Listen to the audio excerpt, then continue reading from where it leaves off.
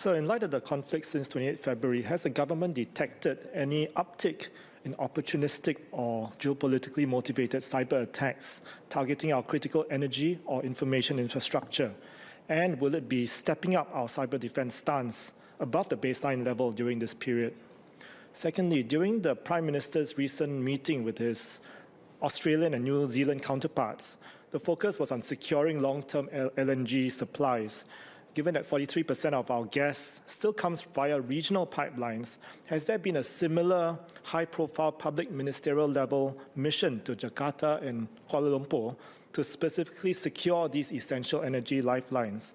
And if so, has Singapore received formal assurances that existing pipe natural gas export contracts will be fully honoured despite escalating domestic industrial demands?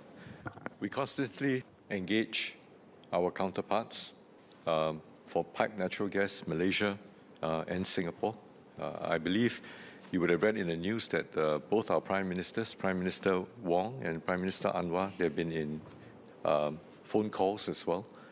I make trips, I meet them at international forums, and every opportunity that we have, we discuss how to collaborate more between the whole ASEAN member state framework and also the fact that we are the closest neighbours. For Australia, because of just like the other ASEAN member state, because of the interdependence, given our position as a global hub and particularly a Southeast Asia hub for refineries, our downstream products are equally in demand, just like their natural gas is also equally in demand by us. So I think that mutual dependency serves both or on a multilateral basis well, and we continue to build on those.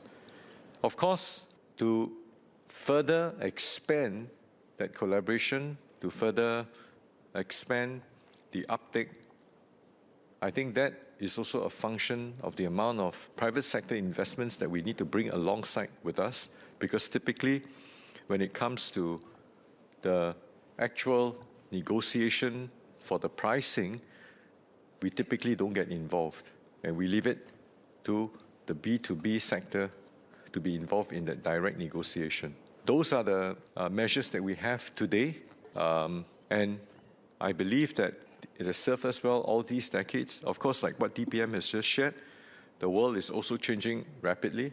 Right now, everyone is looking at just in case. I believe that as a result of this particular crisis, some degree of scarring is bound to happen.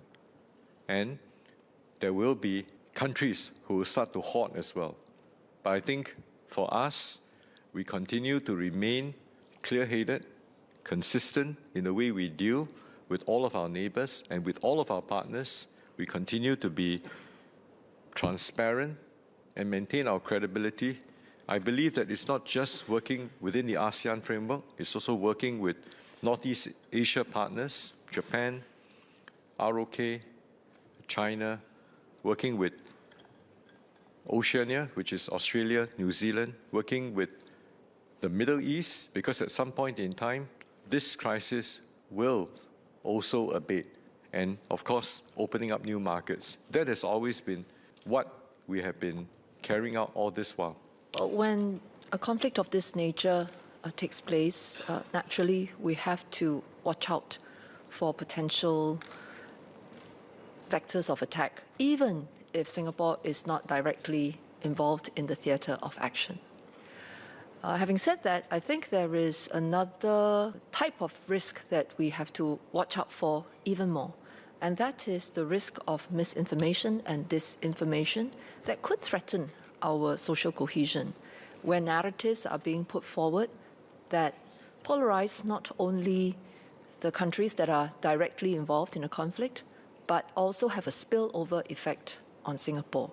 So with regards to what we are watching out for, yes, cyber defense, but at the same time, misinformation, disinformation that could also give rise to tensions within our society.